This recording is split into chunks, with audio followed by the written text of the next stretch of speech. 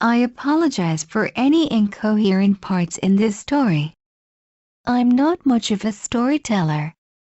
I live about 1.5 miles from a river that I had pretty much made into my own little hangout, while a friend of mine lived about 4.5 miles down the opposite direction. We used to sneak out around midnight or a little later and bike down to meet up at the river to smoke, dip, or drink. You know, the stereotypical stuff that country guys enjoy. After a few hours of hanging out, dipping and smoking, we decided to both head home.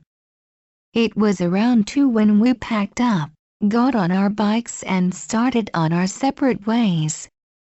Now the area around where I live doesn't get a lot of traffic late at night, so the bike ride home was usually pretty uninteresting for me, but as I was biking home I had this sinking feeling in my gut when I looked back and saw a car coming down the road.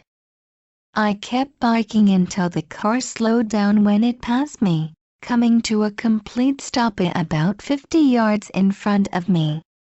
This is where I fully decided to trust in my gut feeling.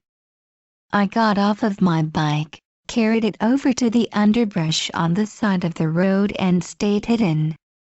I was still watching the car from my hiding spot as I saw the passenger door open and a guy got up with a flashlight.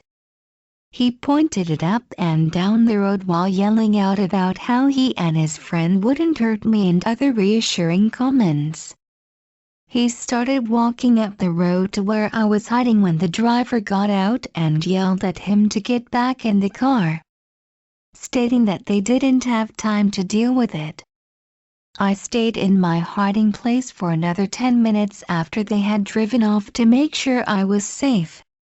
I got home with no other incidents occurring, until the next morning when I saw a white car that looked pretty much identical to the one that stopped for me, sitting in the parking lot at the local church.